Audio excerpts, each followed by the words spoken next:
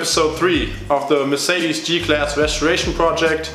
If you're still watching this, just take a second to subscribe to our channel and leave a like. We really appreciate your support. In this episode you're gonna see us do the final preparations for the body to be painted, to go into the paint job. You're gonna see us apply the body putty and then do lots of sanding. Of course, our next big challenge was to find the right color for this car. We didn't like the color it came in, so we contacted Mercedes-Benz to find out what other colors were available in 1988, but we didn't like those colors either. For an overland vehicle, we thought it would be good to have a very light color, so it doesn't heat up in the sun very fast. And then we thought, well, maybe a beige color. And then we got those samples, and the question is, which beige color? And then you think, well, maybe a grayish beige color.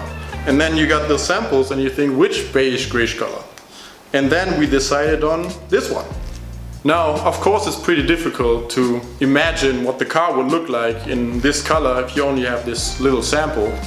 But we will find out, I guess, in the end of this episode. So stay tuned and let's get to work.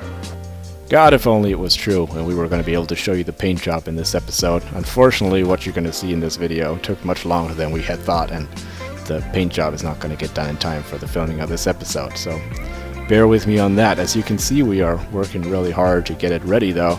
Lasse is finishing up welding. We are smoothing down all the welds on the body. Our mom came into the workshop that day with her boyfriend Frank, and they helped us out a lot. It's always cool to see people get excited to spend a day away from their desk job and throw some sparks at the shop. Also, obviously, for our mom, it was really cool to spend a day with her boys. Then we are smoothing down everything to make it ready for the layer of body filler, as Lasse said. And you may be wondering, why body filler in a professional restoration workshop? They probably don't even need body filler. But us being beginners, some of our welds get a little too hot. Some of our alignment is not perfect straight away. So we are hoping to smooth that out with the body filler so that no one will be able to tell later.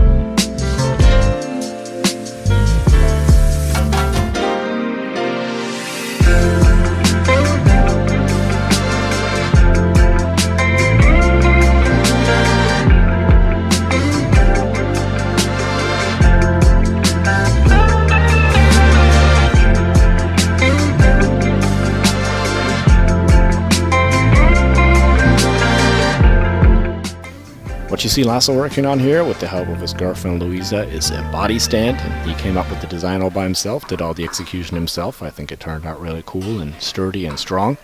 And it's going to allow us to move the body around without the help of a forklift, get it to the paint job, get it into the paint booth, get it on a trailer, these sorts of things. I think that was definitely his favorite side project of the month.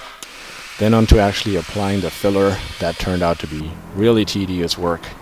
You apply the filler as needed, you sand it down to see what your alignment is, you realize I need a little more in this corner, I need a little more in that corner, you apply filler again, you sand it again, you sand it with a finer grit, you apply more filler, and we are absolutely blessed to have Mimi and Keith in our corner who are real troopers and don't mind this kind of detail work as much as Lasse and I do, and really helped us out a ton. And it took about 3 weeks to finish this job, which was a lot longer than we had expected. And that's just the reality of it. Some of the projects on a restoration like this are not going to be fun and games. That's just part of it. But we really hope that all our work and attention to detail is going to pay off when this comes out of the paint job, and no one is going to be able to tell what it looked like when we first bought it.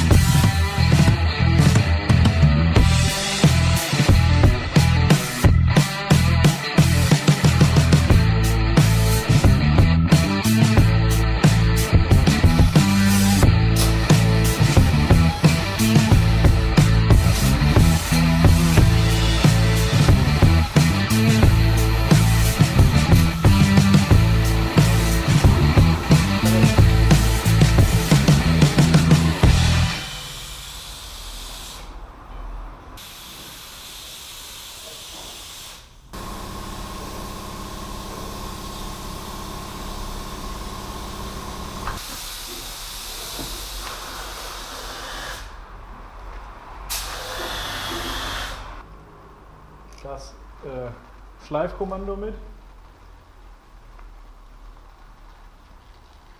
Dann mache ich den blank.